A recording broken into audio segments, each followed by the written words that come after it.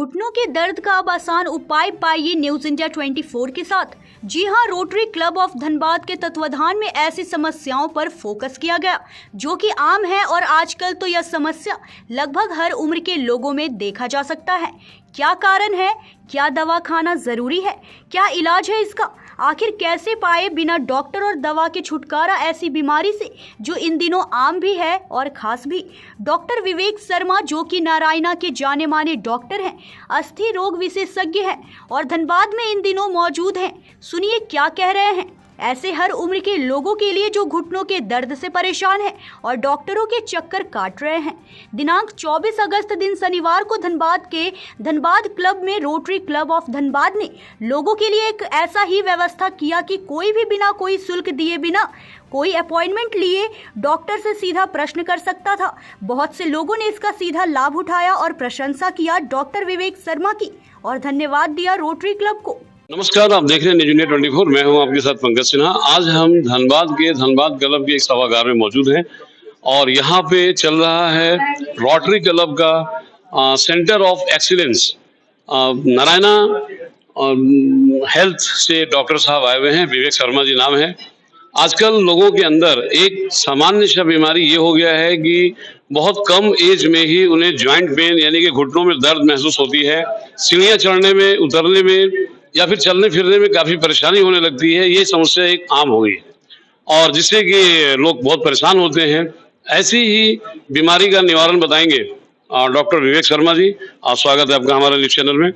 ये बताइए कि भाई आजकल जो ये असामयिक यानी उम्र से पहले लोगों के घुटने में जो पेन होने लग गया है, सीढ़ियाँ चढ़ने में, उतरने में, चलने में जो परेशानी उत्पन्न हो रही है, क्या इसका रीजन है?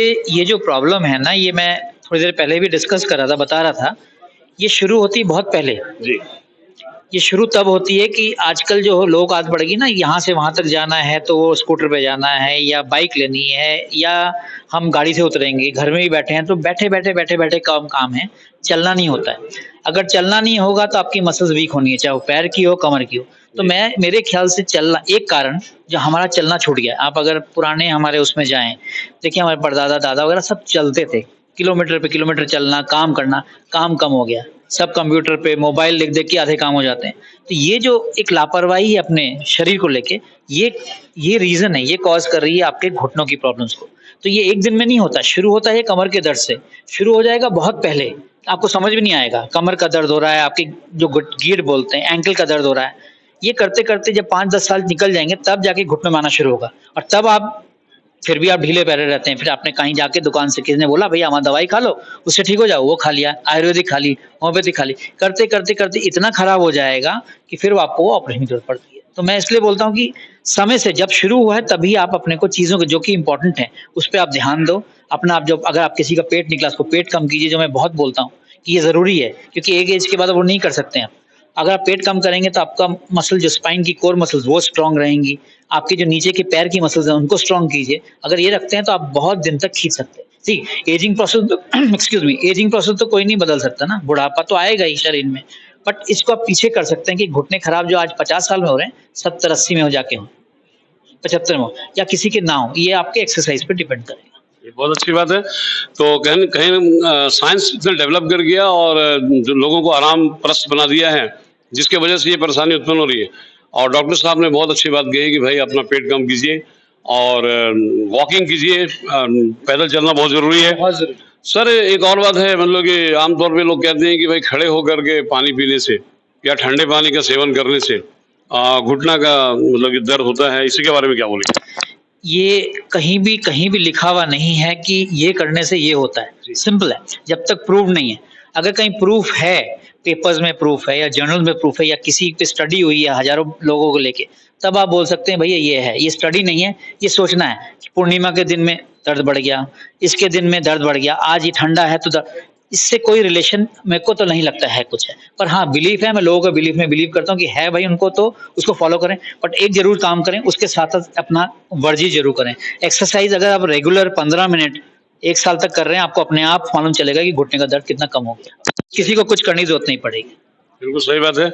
और एक्सरसाइज के अलावा जैसे मान लीजिए कि लोग बहुत से मतलब कि निकले हुए कि भाई ये खाओ, वो खाओ, ये दवा ले लो। नहीं, मैं किसी को खाने को मना नहीं करूंगा।